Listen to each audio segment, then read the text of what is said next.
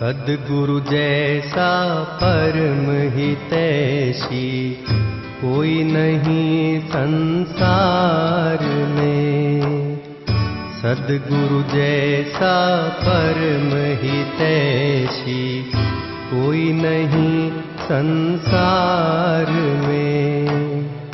गुरु चरणों में पूर्ण समर्पण कर हो जा भव पार रे। सद्गुरु जैसा परम हितैषी कोई नहीं संसार में।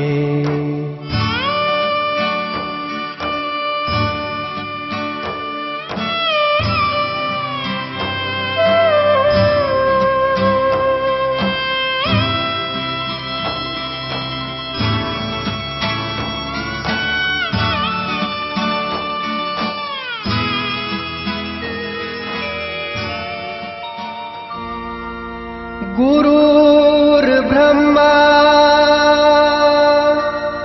गुरुर्विष्णु गुरुर्देवो महेश्वराय।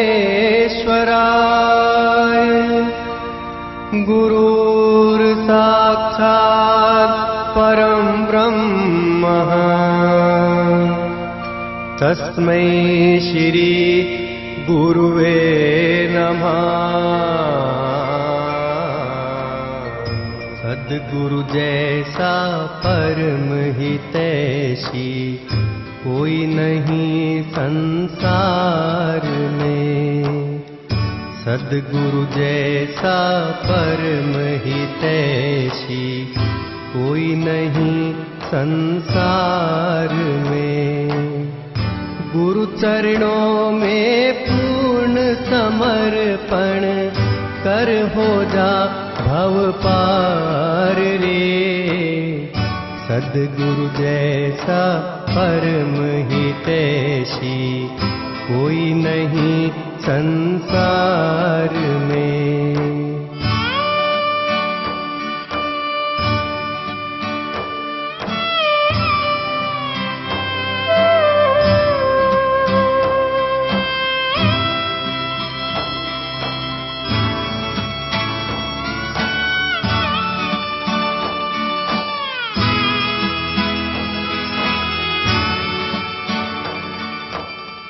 लख 84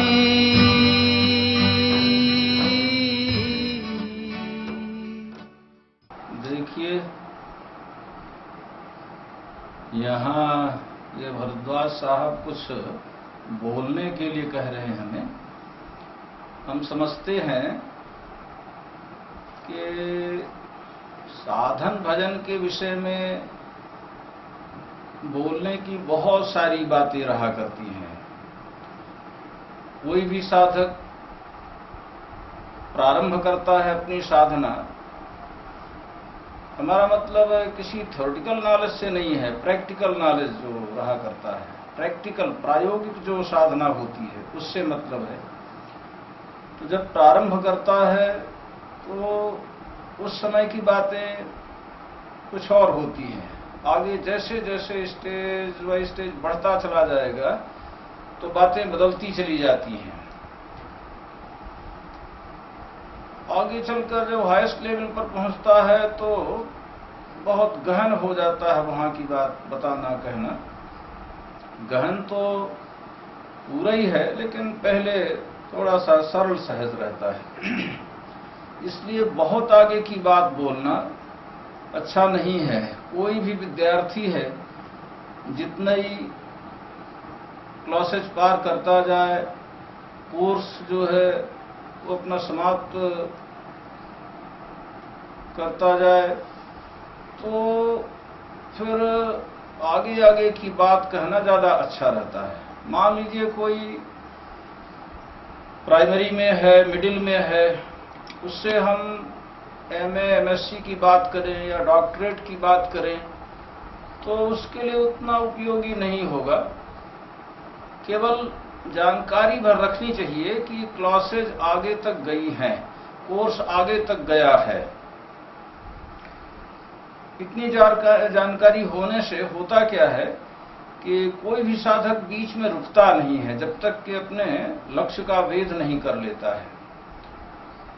तो समय अनुसार जैसे जैसे कोई साधक बढ़ता जाता है तो जो मार्गदर्शक होता है या तो बाहर से देखता जाएगा या उसका सूक्ष्म स्वरूप जिसे दिव्य विग्रह कहा जाए वो देखता रहता है। तो वो अंदर से बताता जाएगा, बाहर भी बताएगा, अंदर भी बताएगा। ये ऑटोमेटिक सिस्टम है। ऐसा नहीं है कि वो देखता नहीं है, बराबर देखता रहेगा साधकों को, और जहां जरूरत होगी तो नाना तरीकों से बताता रहता है। उसके अलग अलग तरीके हैं। तो इस ढंग से हमारे कहने का मतलब ये था कि प्रारंभ कहां से किया जाए। करने की तो बहुत सी बातें हैं, कहने की भी बहुत सी बातें हैं। आप लोग सुनते होंगे तमाम लोगों से धार्मिक बातें, तो उसमें से छांट लेना चाहिए अपने लिए जो उपयोगी हो। हम कहाँ हैं पहले देख लें, किस स्थिति में खड़े हैं, बैठे हैं, कहाँ से हमें चलना है, वहाँ के लिए क्या उपयुक्त है, या संतों ने या सदग्रंथों ने हमारे लिए क्या कहा है, या किसी भी साधक के लिए कौन सी बात बताई गई है जो हमारे लिए भी अनुकूल हो। तो प्रारंभ अगर करना है किसी साधक को इस रास्ते में अपनी साधना, तो क्या करना चाहिए, एक प्रश्न उठता है। तो जैसा कि अपने तमाम धार्मिक ग्रंथों में बातें आई हैं और महापुरुषों से सुना गया है, साथ ही जो प्रैक्टिकल किया गया है वो हम यहाँ पर कह रहे हैं। बातें थोड़ा छिपाई गई हैं। हमारी प्राचीन काल की एक शैली रही कि कोई गूढ़ातिगूढ़ रहस्य जो रहा करता था इस धार्मिक क्षेत्र का, उसे छिपा दिया गया। अधिकारी पाकर के लोग प्राय बताते थे। कोई भी मार्गदर्शक जिसे सदगुरु कहा जाए, वो किसी फॉलोअर को जब देख लेता था कि अधिकारी है तब बताता था। उसके पहले वो प्राय नहीं बताया करता रहा, ऐसा देखा जाता है। तो जब गोपनीय रखा गया तो ग्रंथों में मिलता तो है, लेकिन उसको समझना समझाना थोड़ा कठिन हो जाता है लोगों को। हाँ, कोई अगर जानकार है, आध्यात्मिक क्षेत्र का कोई साधक है, महात्मा है, तो ग्रंथों के जो यथार्थ आशय हैं उनको भी समझा देता है। जो अधिकारी है वो समझ भी जाता है। किंतु अगर ऐसा नहीं है तो ना तो वो समझ पाएगा, चाहे साधु वेशधारी ही क्यों न समझ पाएगा, न समझा पाएगा। इसलिए खोजा जाता है इन बातों के सार को महात्माओं की वाणी में। कहा गया है, गुरुर्वाक्यम सतत गेयम न गेयम कोटि शास्त्र भी। सतत जो है तो गुरु के वाक्य का करते रहना चाहिए अनुशीलन, उसमें खोजना चाहिए, क्योंकि वो किया है साधना शुरू से लेकर आखिर तक की जो साधना संबंधी बातें हैं उसको उसने समझा है, उस रास्ते को तय किया है। इसलिए धर्म ग्रंथ यही कहते हैं, महाजनो ये नगतः सपंथा। जिस रास्ते से गए हैं ये महापुरुष, वही रास्ता हमारा होना चाहिए। अगर उस रास्ते को छोड़ के हम चलेंगे तो हो सकता है कि हमें लक्ष्य की प्राप्ति ना हो। लक्ष्य तब मिलेगा जब हम उसके मार्ग का अनुसरण करें जो चल करके लक्ष्य वेद किया है। तो ऐसे महापुरुषों के द्वारा जो कुछ भी कहा गया है, हम उसको यहाँ थोड़ा रख रहे हैं। वो क्या है तो देखिए, किसी भी साधक को अगर इस रास्ते पे चलना हो जिस रास्ते पर उसे भगवत प्राप्ति होनी है, उसके स्वरूप का बोध होना है, और फिर जिसे विभिन्न नामों से पुकारा गया है। कोई कहता आत्म साक्षात्कार होता है, कोई कहता कैवल्य की प्राप्ति होती है। ऐसे विभिन्न नाम जो उच्चतम अवस्था है उसका आया है जहां तक। उससे कोई मतलब नहीं। केवल अगर सहज भाषा में कहा जाए कि हम अपने स्वरूप का बोध कैसे करें, अपने को कैसे पाएं, और फिर थोड़ा सा आगे बढ़ के कहें तो दूसरी बात यह आई कि हम भगवत प्राप्ति कैसे करें। तो इसका एक सहज उपाय जो महापुरुषों के द्वारा बताया गया है वो ये है कि ऐसे साधक सबसे पहले अपने इष्ट देवता का चयन करें, क्योंकि यहां विविध देवी देवता देखे जाते हैं, माने समझे जाते हैं उपास्य के रूप में। तो अब सवाल ये उठता है कि हम किसकी उपासना करें? क्या विविध देवी देवताओं की उपासना में हम अपना समय बर्बाद करें, या और कुछ कहा गया है? तो विविध देवी देवताओं की उपासना में समय बर्बाद नहीं करना चाहिए। हमारे यहाँ संतों ने भी कहा है, सदग्रंथों ने भी यही कहा है कि ईश्वर एक है, अनेक नहीं। अगर अनेक होगा तो फिर अनेक धरती उसके व्याप्त होने के लिए लगेंगी। जहां तक इस ब्रह्मांड की बात है, इस धरती की बात है, तो उसमें तो एक ही ईश्वर जो है रह सकता है। और फिर एक ही ब्रह्मांड की बात नहीं, अखिल ब्रह्मांड क्यों ले लिया जाए? अखिल ब्रह्मांड में ही जो है तो अगर देखा है लोगों ने तो उन सब में भी एक ही ईश्वर दिखाई पड़ा है। राम न देखे मान, वो परमात्मा अनेक नहीं दिखाई पड़ा, एक दिखा।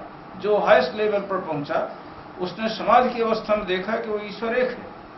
जब ईश्वर एक है तो फिर जो विविध देवी देवता हैं वो क्यों बनाए गए? इसलिए कि साधक भिन्न भिन्न रुचियों वाले होते हैं। अब उनकी रुचि में कोई देवी कोई देवता अनुकूल नहीं पड़ता है तो नहीं उसकी उपासना कर सकते वो लोग। अपने रुचिकर जो है देवी देवता की उपासना उन्हें अच्छी लगती है, तो इसलिए जो है तो विविध देवी देवता सामने रख दिए गए साधकों के कि आप अपने इच्छा अनुसार चयन करिए। किसी की कही हुई बात से मतलब नहीं रखना चाहिए, एक बोझ जैसे नहीं हो साधना। रुचिकर जो हो वो, ये कौन सी बात? ये बात है कि जैसे कोई कहता है कि हम भगवान राम की उपासना करना चाहते हैं, उनको इष्ट देवता बनाना चाहते हैं। कोई कहता हम भगवान कृष्ण को जो है तो इष्ट देवता बनाना चाहते हैं। कोई कहता हम भगवान शिव को जो है तो अपना इष्ट देव बनाकर उनकी उपासना करना चाहते हैं। कोई कहता मैं दुर्गा जी की उपासना करना चाहता हूँ या चाहती हूँ। कोई भी तो माई लोग हों चाहे पुरुष वर्ग हो, सबके लिए कृपा प्रसाद परमात्मा का समान है। तो अब फिर कोई कहेगा हम भगवान विष्णु की जो है तो उपासना करना चाहते हैं। तो लीजिए, भिन्न भिन्न रुचियों वाले साधक हो जाते हैं। तो जब भिन्न भिन्न रुचि वाले हैं तो भिन्न भिन्न रूप भी भगवान के होने चाहिए। इसलिए जो है तो परमात्मा एक होते हुए भी अपने को अनेक रूपों में परिणत कर लिया। हमारे यहाँ संतों ने कहा कि तेरे नाम अनेक तू एक ही है, तेरे रूप अनेक तू एक ही है। भगवान तुम्हारा जो है तो नाम और रूप अलग अलग है, लेकिन तुम एक हो। एक होते हुए भी अनेक नाम। अनेक नाम कैसे? ऐसे यथा अनेक वेश नृत्य करे नट कोय, सोई सोई भाव दिखावे आपुन होई न सोई। जैसे कोई नट होता है, अनेक वेश धारण करता है, वेश के अनुसार कार्य भी किया करता है। तो जैसा वेश कार्य वैसा नामकरण कर दिया जाता है प्राय। तो ऐसे होता क्या है कि भिन्न भिन्न समय में भिन्न भिन्न स्वरूप धारण करके परमात्मा अनेक प्रकार के कार्य किया, इसलिए उसके अनेक नाम और रूप हो गए। तो अनेक रूपों में होते हुए भी परमात्मा यथार्थतः एक है। रूप को देख करके ये नहीं समझ लेना चाहिए कि वो कोई अनेक तत्व है या नाम अलग अलग हो है तो ये समझना चाहिए कि अलग अलग कोई ईश्वर है, ऐसा नहीं। एक ही के अनेक नाम रूप, जैसे बहुरूपिया एक होते हुए अनेक नाम रूप धारण करता, ऐसे ईश्वर एक होते हुए और अनेक नाम रूप वाला हो गया है। तो हमने ये प्रश्न रखा था कि सबसे पहले इस रास्ते में चलने वाले किसी पथिक को क्या करना चाहिए? अपने इष्ट देवता का चयन करना चाहिए। तो उसका तरीका यह है, शांति से बैठ जाएं, मन को स्थिर कर लें और विविध देवी देवताओं के बारे में चिंतन करना शुरू करें। देखें हमारे मन का किस तरफ खिंचाव ज्यादा हो रहा है। जिस तरफ आपका खिंचाव ज्यादा हो रहा है तो समझना चाहिए कि अनेक जन्मों से आपका संबंध उससे है और उसी को आप अपना इष्ट देवता या इष्ट देवी जो है बना लेना चाहिए। माई लोग प्राय इष्ट देवी जो है तो बनाती हैं, पुरुष वर्ग इष्ट देवता बनाते हैं, या सभी लोग इष्ट देवी इष्ट देवता अपने अनुसार निर्धारित कर लेते हैं, कोई इसमें ऐसा भेद नहीं है। तो एक इष्ट का चयन करें, ये कहा गया है संतों के द्वारा, और फिर सदग्रंथों में भी ऐसी बात आई। जब इष्ट देवता का चयन हो जाए तो होगा कौन? कोई एक होगा। तो एक के अलावा जो अन्य बचे उनके प्रति क्या जो है तो अपनी धारणा रखें, भावना रखें।